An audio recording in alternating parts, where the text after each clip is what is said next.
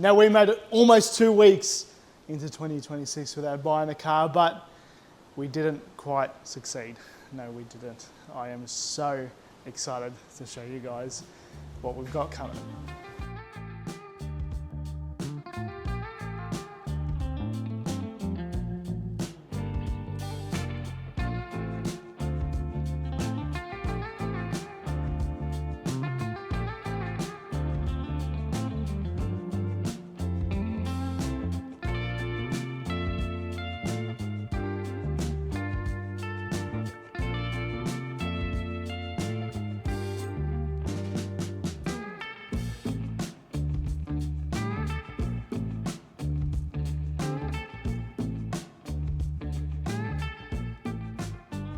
That's right, this is an early 90s Holden Calibra. Now, a lot of people watching this probably don't even know that this car exists. And if I'm honest, I didn't either. Not before I personally filmed and featured this exact car on the channel probably about a year ago. It's a very, very, very special car. Now, the reason that it is special is not really because of what it is.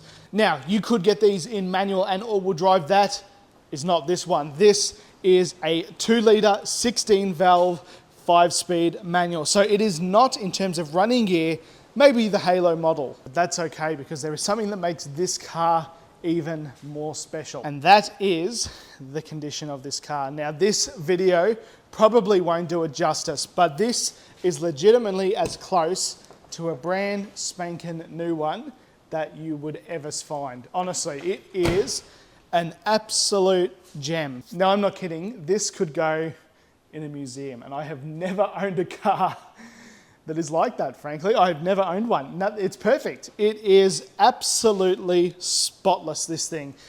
The photos don't do it justice. Like, look at it.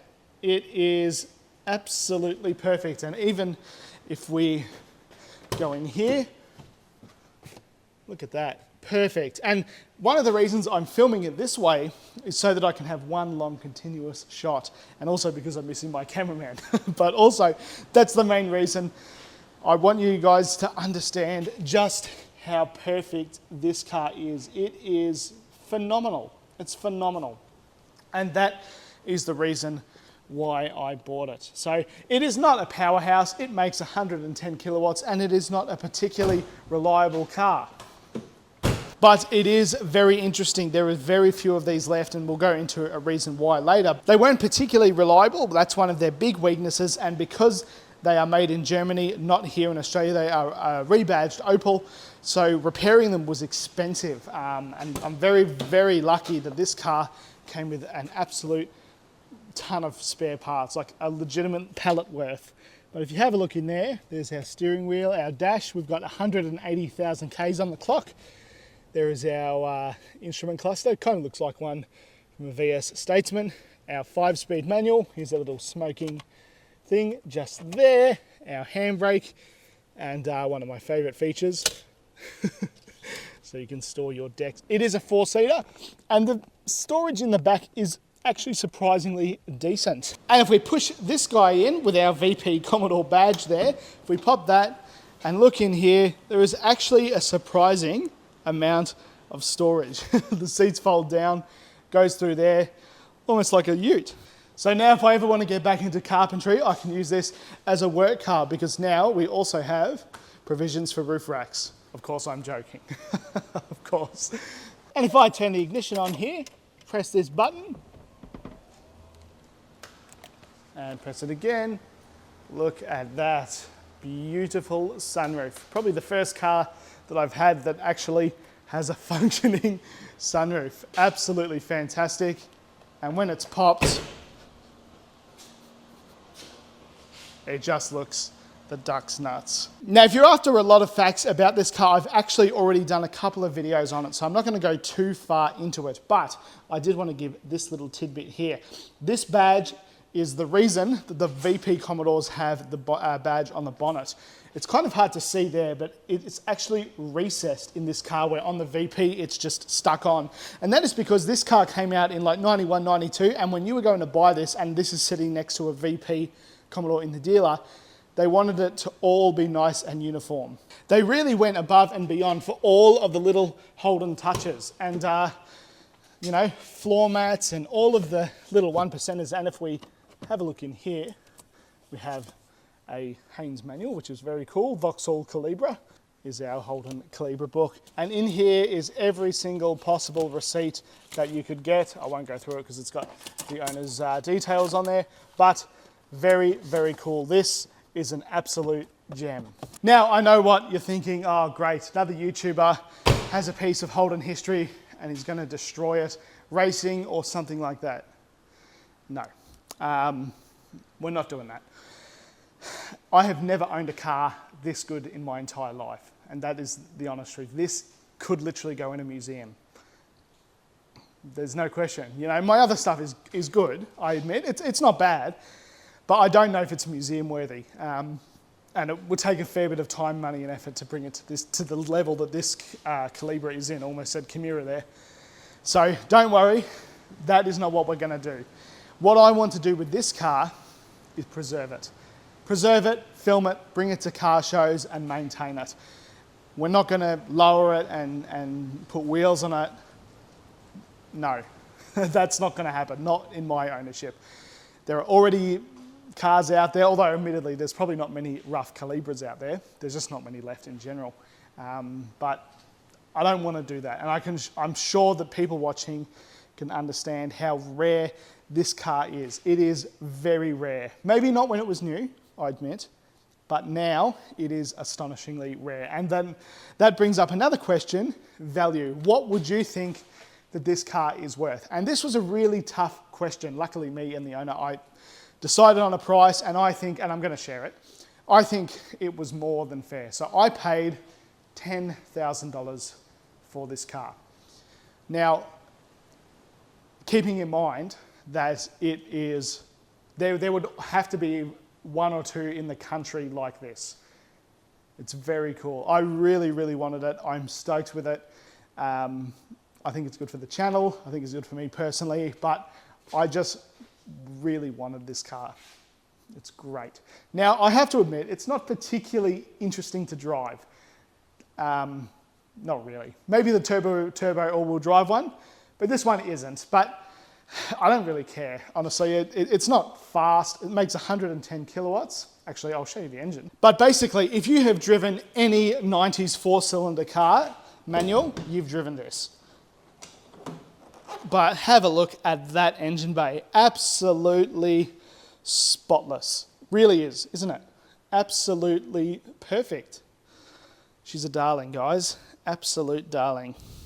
Like, all the way down there, everything is perfect, as it should be. Now, would I recommend getting one of these as a project? No, not in Australia, because parts for this car are exceptionally expensive and hard to find.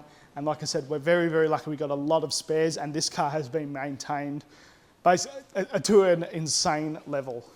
It has been loved its entire life. It's a little bit hard to show you because I've got a dead car on the hoist, but the undercarriage is pretty much just as good as the outside as well, which is very exciting. So in summary, I have bought this car as a little slice of Holden history that I never got to experience, and it is close as a new one that I'm ever going to get because, and here's the other reason they weren't very popular, these were very expensive brand new. They really were. So for their time, they were around the sort of high $30,000 in the early 90s. So about, in today's money, again, I'm only using rough numbers here, just quickly, about 80 grand in today's money. And keeping in mind that an MX-5, sort of its competitor, was like 28, around that, you know, $1,000. So this was about 8 to 10 more, and it's front wheel drive, and it doesn't have legendary Japanese reliability. So it's very cool.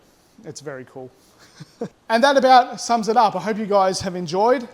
We will still drive it, bring it to shows. I'll film it. I will do a little point of view video of it when it's registered, but there is really very little to do on this car because it's been so well maintained, and I hope that I can do this car justice. It's a bit of a responsibility buying something like this, because if I buy it and it disintegrates in my care, then that's not good. So that's one of the reasons that I'm sharing it so early. And you know, it really shows that there are a few types of car enthusiasts, and lots of people on YouTube like doing burnout and racing and going hard, and there is absolutely nothing wrong with that. Absolutely nothing. And I'd probably like to stick my toe in that a little bit more. But I also just like owning stuff like this, keeping it stock and enjoying it how it was.